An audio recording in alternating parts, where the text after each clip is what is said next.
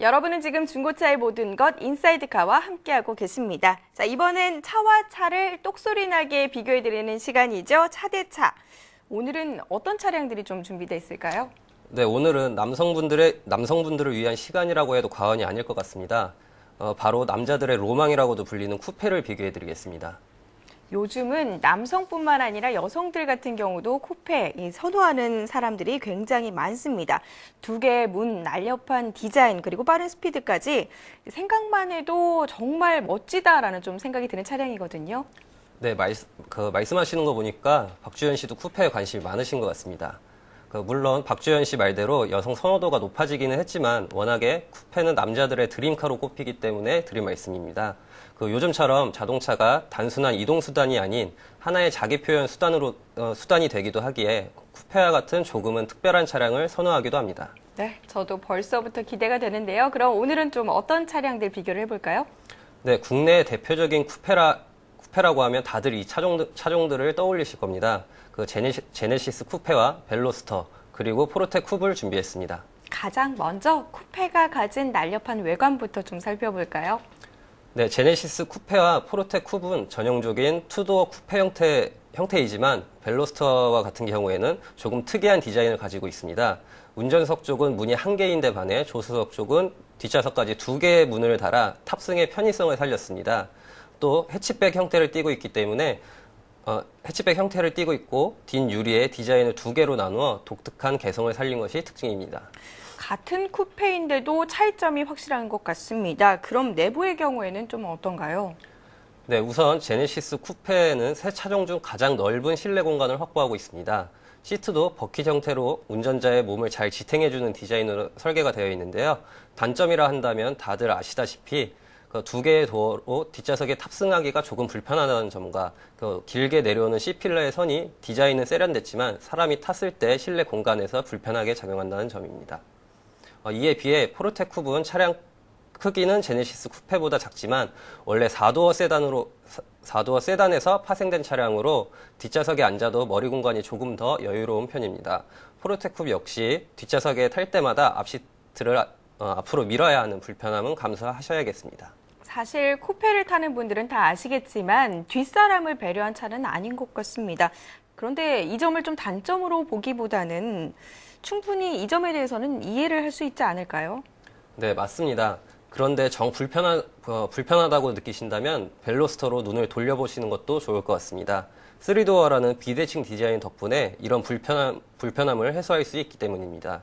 또 제네시스 쿠페와 포르테 쿱은 길게 뻗은 트렁크 라인을 위해 뒷좌석이 차량 크기에 비해 손해를 봤지만 벨로스터의 경우는 해치백 형태를 띠고 있기 때문에 뒷좌석의 공간 확보에도 유리한 차량입니다. 자, 그럼 계속해서 또 비교를 해보도록 하겠습니다. 이 부분은 물어보나 마나 강력할 것 같습니다만 새 차종의 성능은 어떤가요? 네, 제네시스 쿠페는 국내 쿠페 중 유일하게 후륜구동 방식을 채택하고 있습니다. 차량의 운동 성능을 극대화하고 있다고 말씀드릴 수 있는데요. 2.0 터보 엔진과 3.8의 대배기량 엔진을 선택할 수 있으며 2.0 터보의 경우 구형은 210마력, 신형은 275마력을, 3.8 모델의 경우 구형은 303마력, 신형은 350마력의 최대 출력을 가지고 있습니다. 포르테 쿱은 1.6과 2.0 엔진 라인업을 준비해 각각 140마력과 158마력의 최대 출력을 가지고 있습니다. 흔히 기대하는 고성능의 엔진은 아니지만 부담 없이 투도어 쿠페를 소유할 수 있다는 것으로 만족할 만한 부분이며 또 후륜구동에 비해 운전이 쉬운 전륜구동 방식을 채택하고 있다는 것도 장점이라 할 수 있겠습니다. 단 하나 살펴보셔야 할 것이 있는데요. 2010년 9월 이전 차량은 GDI 엔진이 아닌 CVVT 엔진이 장착이 되어 있어 출력이 조금 더 낮기 때문에 구입 전 반드시 어느 엔진이 장착되어 있는지 확인해 보셔야겠습니다. 자, 그럼 여기서 남은 차종인 벨로스터 같은 경우는 좀 다른 특징을 보이나요? 어떤가요? 네, 벨로스터는 1600cc의 자연흡기 엔진과 동일한 엔진이지만 터보가 더해진 터보 엔진 중 선택이 가능합니다. 미션도 변속 시간이 빠르고 연비도 우수한 DCT라는 듀얼 클러치 방식을 선택할 수 있습니다.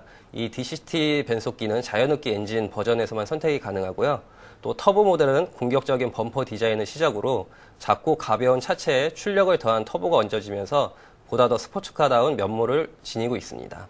자연흡기 엔진은 140마력, 터보 엔진은 이보다 60마력 정도가 높은 204마력의 출력을 내고 있습니다. 네, 듣기만 해도 정말 강력하구나라는 점은 뭐 알 수가 있는 것 같습니다.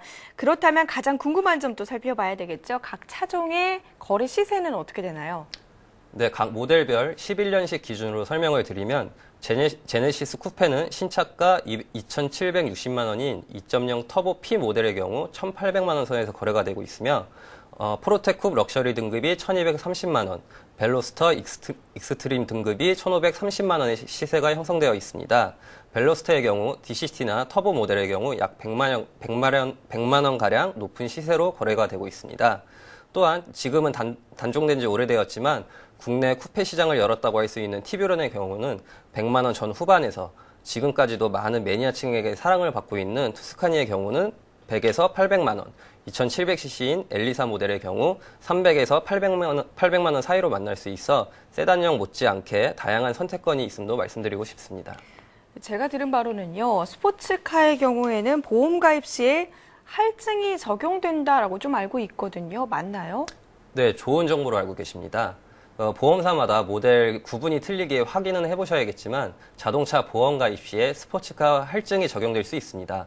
아무래도 사고 발생률이 높다는 이유 때문에 특별 요율을 적용하고 있는 것입니다.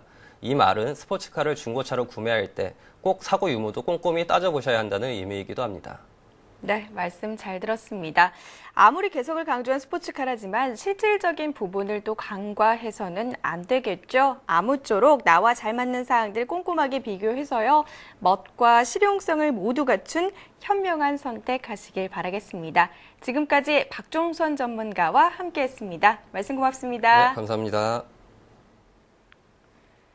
네, 중고차의 모든 것 인사이드카 오늘 준비한 소식은 여기까지입니다. 바야흐로 3월이 되면 새내기들은 물론 대학생들까지 오너 드라이버가 되겠다 계획 세우시는 분들 좀 많으시죠?